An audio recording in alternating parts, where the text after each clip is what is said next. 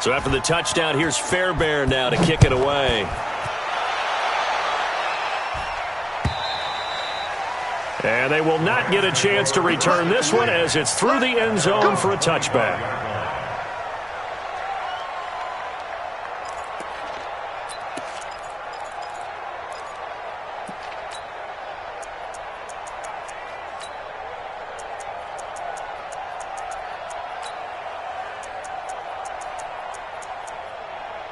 The LA offense ready to go for their next drive. They have the lead, obviously, late in the game. I guess the good news for them is if for some reason they would make a mistake, a field goal does the opposition no good. Everyone loves to have a little bit of a cushion, and that helps you immeasurably. But the bottom line is, do all the things that you're taught in order to close out the game. Don't even let that become an issue. Yeah, but still a one-possession game. This one not fully over yet.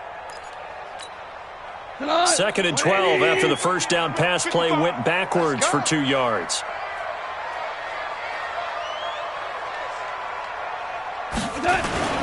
Goff going to hand it to Gurley. And running room scarce here. He's going to be stopped in his tracks at the line of scrimmage. Maybe a gain of a yard that time, but yeah, from the spot, actually no gain. So 3rd and long.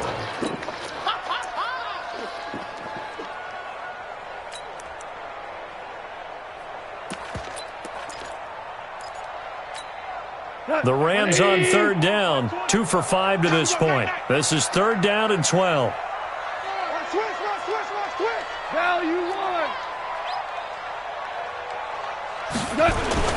Now it's gone. This is caught. It's close. And down he goes, but he takes it up to the 40. A good pickup, 17 yards, and also a Rams first down. Couldn't just sit on it here, could they? Had to throw the ball on 3rd down. Got the big completion in the pickup. Fresh set of downs now. They've got to feel great. And defensively, a backbreaker. Heavy on the edges, heavy on the edges. On first down, it's Gurley. And I think this defense knew what was coming as he is smothered behind the line. The loss of a full 3 yards, and now it's 2nd down. Cut, 20.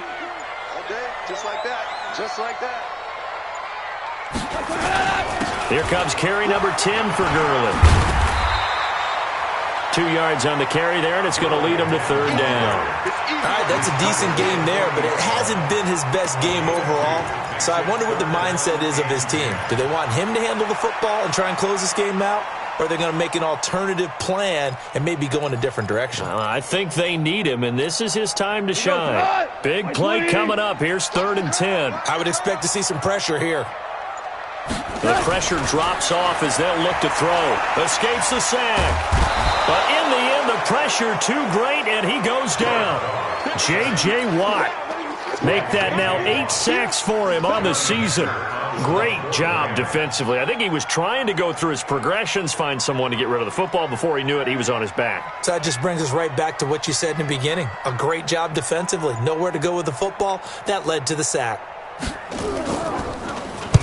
On is the punter, Hecker, as he gets this one away. Now Austin. So possession goes over here on the punt. And that will come the offense as they take over.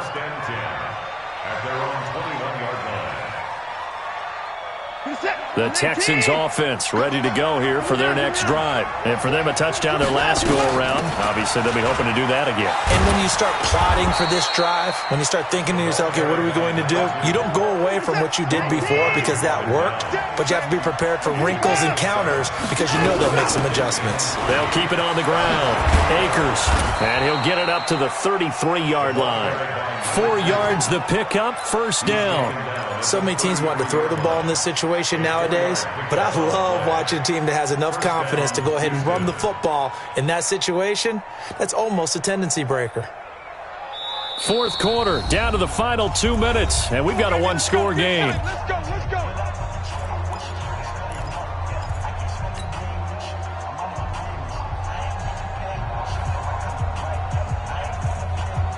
So it's Texans football as we welcome you back. And let's see what they've come up with offensively after having time to talk it over. Hey, 81 right there. He's sneaky. Now a quick throw as that's complete on the hitch route. They only got a yard out of that last completion, and that makes this 2nd and 9. Back to throw. Forced out to his left. And seeing nowhere to throw, he chucks this one away from harm. Incomplete. Now it's 3rd down. I see you nodding your head up and down. It's a very heady decision at this stage of the game. Out of the pocket, nowhere to go. Just get rid of it. That's a smart play because you're not worried about your completion percentage, and you're also not trying to force it into bad traffic as well. Throw the ball away, live to fight another down. And he can't get a throw off. He's taken down. What a huge play at this point in the game. Aaron Donald in there to drop him as that clock continues to run. Now the Texans will burn the first of their timeouts as they stop it prior to what will be an important 4th down.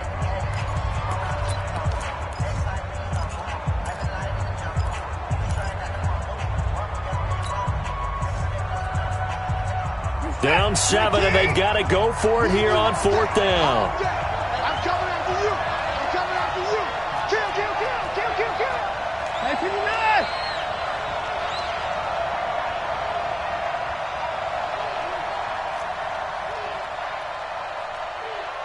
At 59. Mike 7. Mike 7. Here we go on 4th. Watson, he's going to let it fly. And that is incomplete. They had to go for it with such little time remaining. And the Rams get the football in outstanding field position. They're in the 4th quarter in Denver. The Broncos, they're continuing to pour it on. If they can hold on, the win would be number 8 for them on the campaign. Now it's Gurley. And he is going to lose yardage here. Use one of their 2 remaining timeouts as the clock will stop with 1:06 left to go in the game.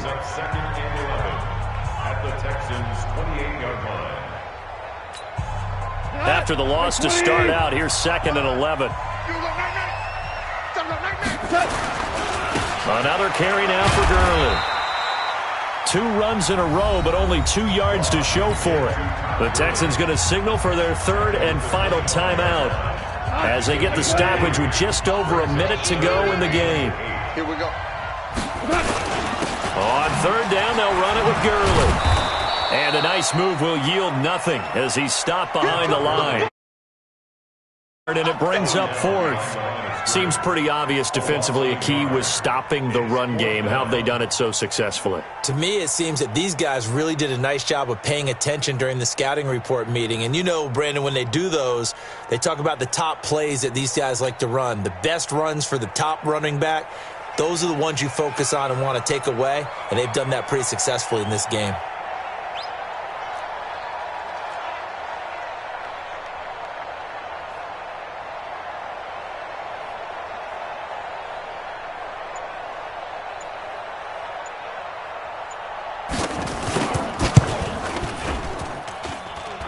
And his kick is right there. It's good.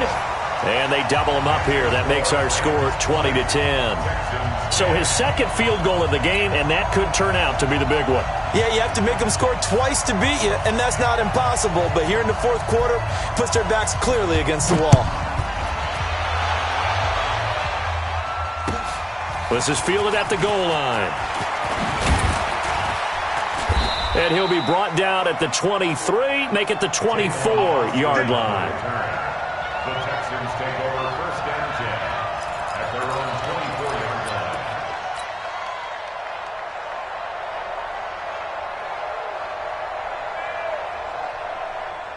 The Texans offense ready to go here for their next drive. They might be thinking this is close to a lost cause here. Got to play it out. What do they need to do? Well, they have a thought process in mind already, but they can't get ahead of themselves. They know that they need to score quickly. Yep, 2-score game. Onside kick and get the ball back and then score again, but they can't worry about the last 2 points. The only thing that matters is scoring quickly, then they'll take it from there. So the big play gets him across midfield now for 1st and 10.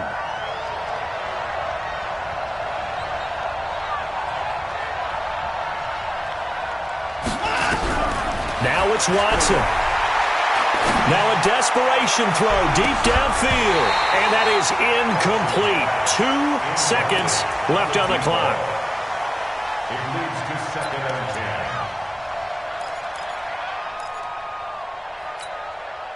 10. An incomplete pass on first down. That leads to a 2nd and 10.